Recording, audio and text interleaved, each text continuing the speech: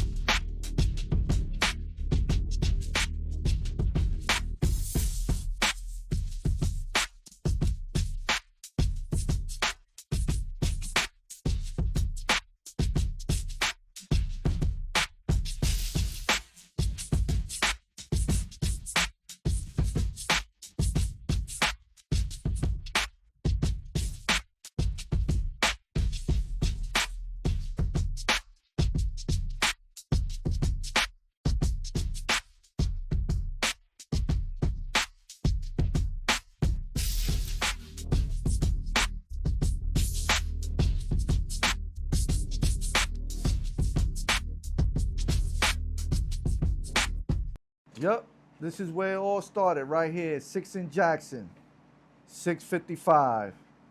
This is where I started my teenage years, man.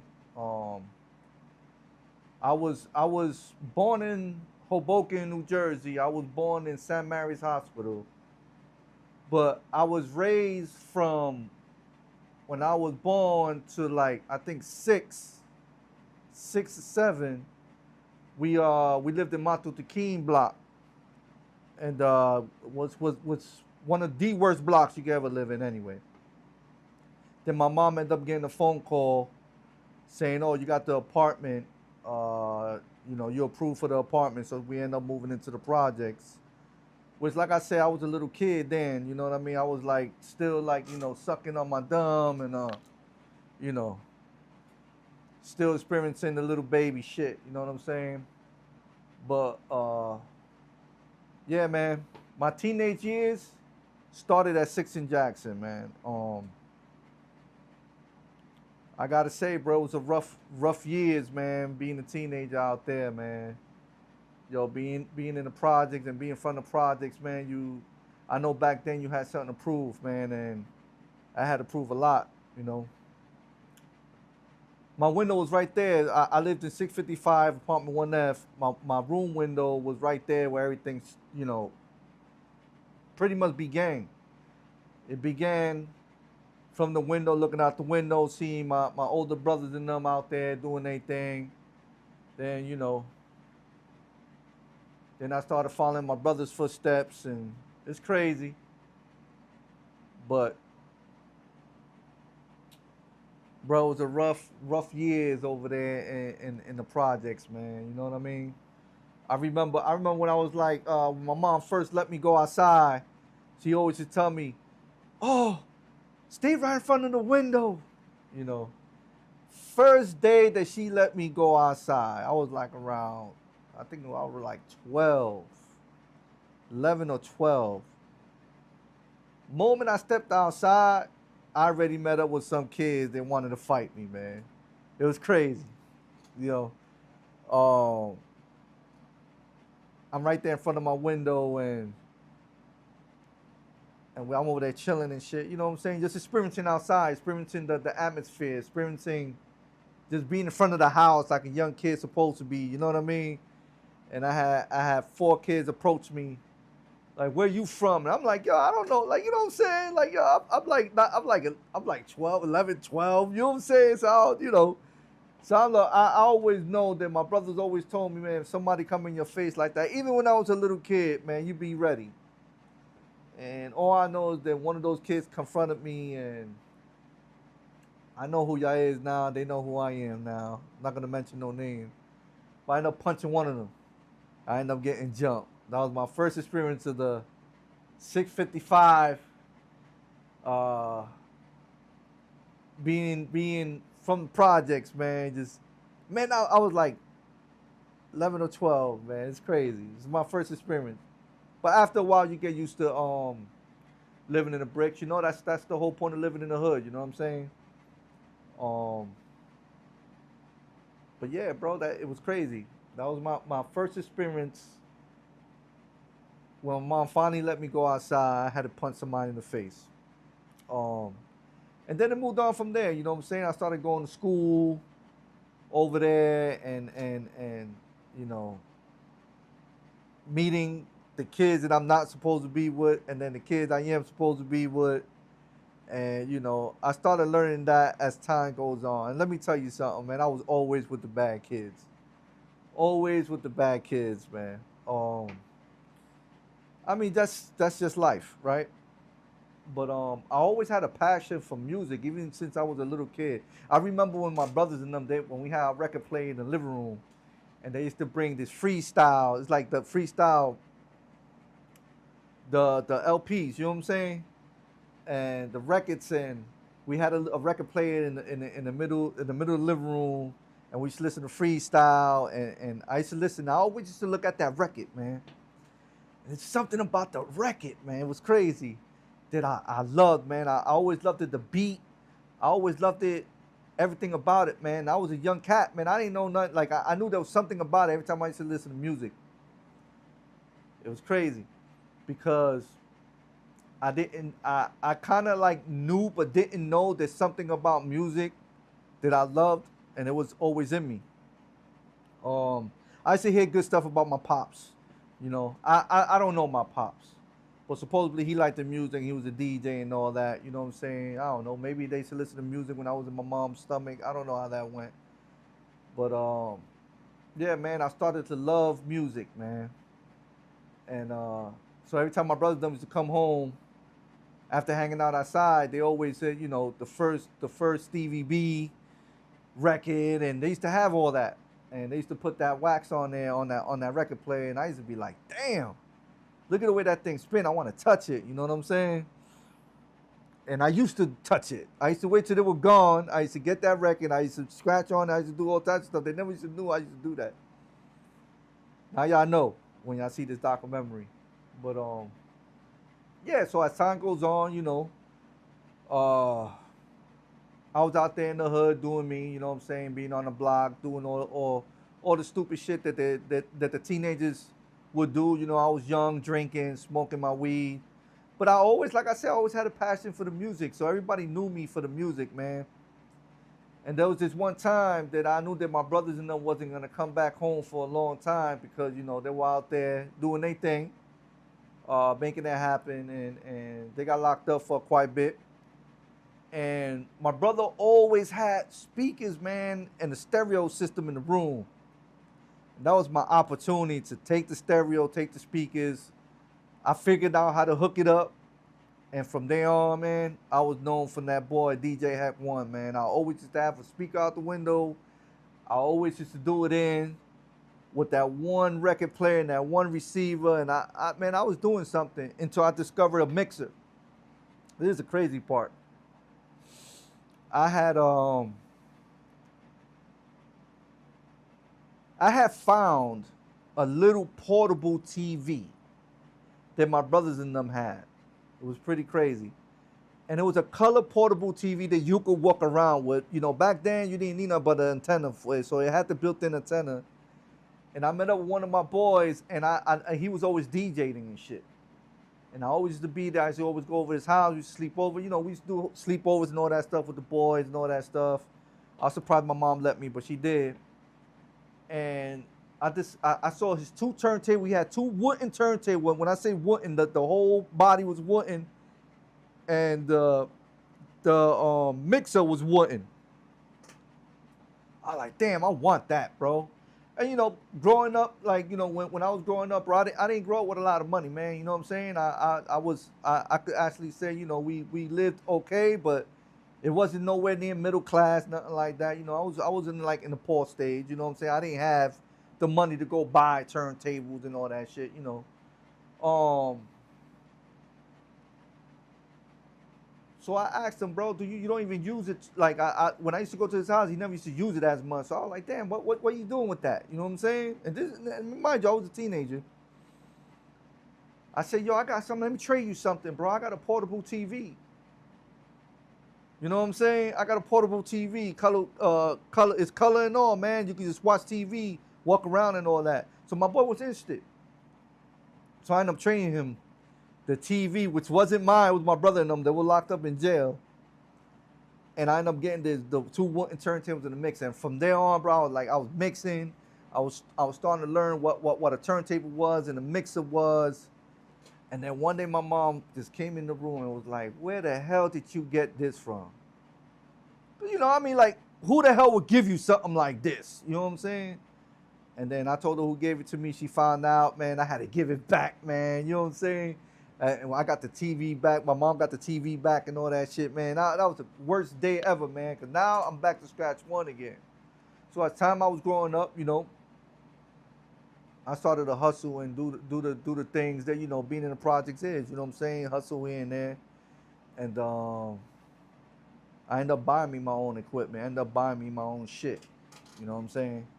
And from there on, I used to use my brother's receiver and the 212s. He had two car 12s with a regular Kenwood receiver, and I hooked up my DJ equipment from there. And then, as time went on, I got older. Everybody knew me for the music and all that stuff, bumping the music. And, when summer came, I used to have to speak out the window, and I thought I was doing something. You know what I'm saying? It's crazy. Apparently I was doing something. I was catching people's attention, even all the way to the other side of projects. They were hearing me. And so one of my boys came and was like, yo, Hack One. And I was like, damn, I like that name, Hack One. From there on, I started calling myself DJ Hack One. And then I had to go to a concert. There was this, as me was getting older, I had to go to a DJ concert, and there was another DJ Hack One. I had a battle for that name, which I won. I'll tell you a little bit later about that. Let me stay on the teenage age for right now, showing you how, you know what I'm saying, I graduated to the whole music thing. And so yeah, man, so I had the 212s, I had the Kenwood receiver. I ended up getting me one Technique 12, which was hard back then, let me tell you. But I ended up getting me one Technique 12. And I had got me an old ass mixer, man, like a Gemini mixer. The body was just straight wood, and it was like the mixer stuck on the wood. It was pretty crazy, but it worked amazing. It had the built-in sampler on it. And from there on, I started to do my thing. Then I graduated. The CDs came out, the tape decks came out, and so I end up DJing with the turntable and the tape deck at one point. Then CDs came out. I ended up getting me a CD player and DJing with the Technique 12 with the CD player and the mixer. And then, man, from there on, man, it was ball game from there. And then I ended up, graduated to the two Technique 12s. Then I started doing my thing. Then, I got old enough. I was like probably like old enough to get out of my mom's house. You know what I'm saying? As in, when I mean by that, like always walk out and don't have to worry about, say, what time you come home? I was young, man. I was like 16. So we were doing like parties and shit at people's houses. They just had to pay $1 to get out the door. And I was one of their DJs, man. And then people, as time went on, people was hearing about me, I want you to have Heck DJ, bro. And then it went on from there, and I love DJing from there. I love music, man. It was always in me. So, then I ended up getting into some problems that I ended up doing a year and 3 months you know what I'm saying, locked up because I was out there, like I said, well, because I was doing the DJing and shit and all that crazy stuff. You know, I was out there getting into trouble, you know, because that's just the hood life. That's just living in the projects, man. You always, you know. Now, did I have a choice? I did have a choice, but I don't know. I chose the you know, the other route, you know what I'm saying? Um, and I learned from it, you know what I'm saying? I did a year and 3 months getting into, you know, stupid shit like getting into stolen cars. They were saying I ran into a high school with a gun after somebody, you know. It was a lot of shit. So the judge got tired of seeing me, man. You know, I was also getting into fights in school. So, you know, my music career was getting a little like shit, you know, because it's like people knew me for the music, but then I was also getting into problems, you know, so I wasn't focusing on the music shit, you know what I'm saying? I liked the fame or whatever the case may be from the projects and people knowing that I was doing the music, but I was also getting to bullshit. So, you know, I did that year and 3 months. You know, I came out with a positive head and somewhat, you know, and I focused on the music, man. And a lot of people didn't know, man, that I was focusing on the music. You know what I'm saying? A lot of people was just seeing me out there getting into stupid shit, but they didn't know on the back end I was actually trying to make moves and do my music and be in the radios and, you know, I was getting there. You know, I slowly was graduating there, but, you know, a lot of people saw me in the projects and I was here, you know, dealing with these people, dealing and doing stupid shit, and they didn't know that I was like, you know, in the back end, in the back burner, also having a plan B, trying to get the fuck out the projects. You know what I'm saying? I met up with my wife. You know what I'm saying? Which wasn't my wife then. You know what I'm saying? I met her. I was out there hustling to get my you know, my clothes and, you know, dumb shit. You know what I'm saying? And I ended up getting my DJ equipment finally, my full DJ equipment, not my brother's receiver, Kenwood and all that. And yo, big shout out to Kilo, yo. Believe it or not, man, he helped me out a lot too, man. Like, you know, he was like, yo, heck, man, I barely DJ now. He used to do all the house parties out there and all that. And Mufffoot, big shout out to Mufffoot. And yeah, man, he was like, yo, I could lend you my turntables, I could lend you my speakers and all that. And man, the dude lent me it, man. They didn't even ask for it for months. So I ended up doing a lot of shit with that shit, man. You know what I'm saying? So big shout out to them, man. Big shout out to you know, they inspired me even more to go ahead and DJ, man, which was crazy. Yeah, man, those are the good old days, man. Those are the good old days. So I met my wife once I came out from you know, doing my year and 3 months. I met her. She was down in projects when I first, you know, laid eyes on her. And I was like, damn, yo, I like her. You know what I'm saying? So we ended up talking or whatever the case may be. And she was ready to make moves. You know what I'm saying? She was ready to do what she had to do. I was ready to do what I had to do. I was tired of living in the bricks, and, you know, dealing with all the hood shit. You know what I'm saying? I was ready to live a life. So I did that, man. You know, I end up. She was like, yo, look, I got family live in Miami. And let me remind you that my music career is jumping, you know what I'm saying? I was doing clubs here in New York. I was doing clubs there in Foxes. I was doing certain clubs already, getting it jumped off before meeting my lady, you know what I'm saying, after I came out. You know what I'm saying? Like I said, I was making moves. I was trying to get the fuck out. Not only that, I love my music, you know what I'm saying? So we moved to Miami, and yeah, man, it jumped off from there, man. You know, a lot of people was hearing about me. I was to talk about. I was DJing in clubs. I done ran all the South Beach, every fucking club out there, bro. I'm telling you, I done ran that shit.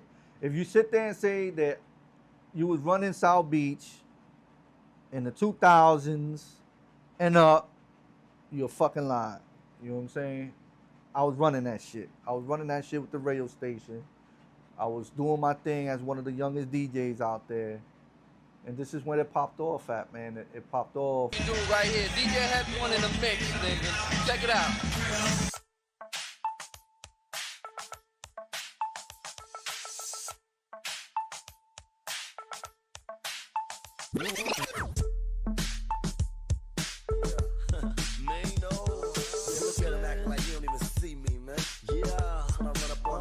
para ahora. 98.3, believe that. Con DJ Walter. Ajá, number one. And don't forget it, La Calle. El domingo 18 de septiembre, la última presentación.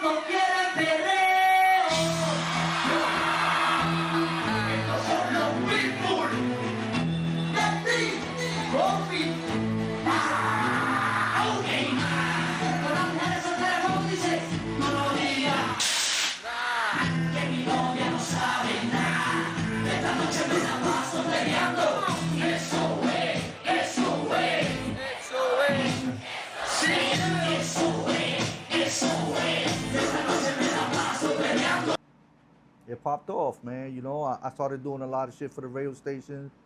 I was running gigs for radio stations. I was running there was this area out here that's called Calle Ocho. Like, you know what I'm saying? They call it Calle Ocho because that was like the spot to be in with a lot of artists used to be there and perform. And I was one of the DJs that was doing that. And, you know, I made it jump off. I made it happen. You know what I'm saying? But, man, look, if what I say here and say, man, I've always been faithful to my bricks, bro. But, you know, when you got to make a move, man. Just do what you got to do. Get the fuck out. If you could, get the fuck out. You know what I'm saying? Big shout out to all my peoples out there doing their thing. You know, I give y'all shout outs. You know what I'm saying?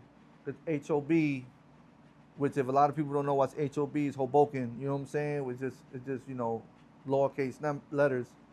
And we call it the bricks instead of the projects. PJs and shit. But that's where I'm from, man. That's where... And man, I'm telling you, I could go on forever with this, but I'm not. But yeah, man, it was a journey, man. It was definitely a journey growing up in Hoboken projects, man. Like back then, it was hard, man. It was real, bro. If you was pussy, man, y'all know, man. Y'all already know if y'all from out there. If you was pussy back then, bro, you pussy, bro. Like you don't live. You don't live. You know what I'm saying? It was crazy back then. It was crazy back then. Cause now that I go out there, I go to my hood now, and it's like, you know, you got a lot of stuff that changed.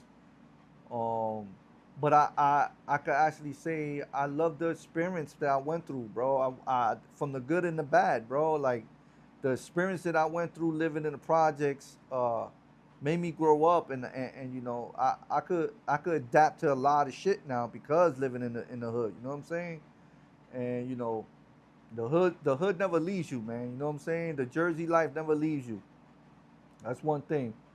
You could grow up, man. You know, you grow up for the good, but you know, the hood never leaves. The hood never leaves.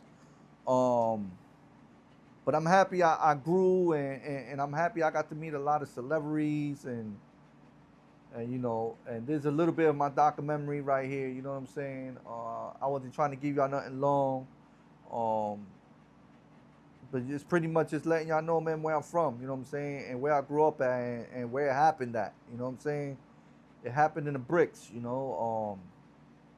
I got so much, and you could mention me right now. You go out there, Hoboken Project, and they can say Little Billy. They call me Little Billy because my brother.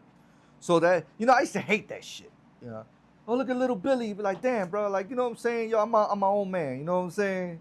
I mean, you know, I hated it a little bit. You know what I'm saying. But I grew up to you know, to love the hood, man, because you know, my brothers and them, they made me grow up fast. You know what I'm saying. Knowing that my mom was, you know, she took care of us, man. You know what I'm saying. And I love her for that, real deal. I love my mom for that. But yeah, man, growing up in the hood, baby. Y'all already know what time it is, man. You know, it's your boy DJ Heck. Just want to let y'all know what I had, how I did it. You know what I'm saying? And it was plain and simple. The way I did it was always have a plan B, man, and learn from that plan B, bro. Like, you know, because plan A don't work, go to plan B. Plan B don't work, go to plan C. But already have that seed planet, man. You know what I'm saying? While I was out there getting myself in a lot of shit, while I was out there, a lot of people didn't know I was planting seeds already, man. Like, you know, talking to a lot of famous people, a lot of artists, you know what I'm saying? And you know, I'm glad to let it out now, bro. You know what I'm saying? So I love my fucking music, bro. So, you know, I started to take a step forward. That's when I end up going into my my podcast career, you know. You know how I end up. All right, you know how I end up getting into the podcast career. I'm gonna tell you how I end up getting into that. Everybody that spoke to me just loved that I used to have a story, but it was real stories, man. You know what I'm saying? It wasn't no bullshit, but just the way I explained it, it was entertaining to people. And you know, one day I came to my senses, which this was when I was 42. When I turned 42. Yeah, when I turned 42. I was like, yo, my kids are grown. My kids like my stories. And I was like, yo, you know what? I want to come out with a fucking podcast, bro.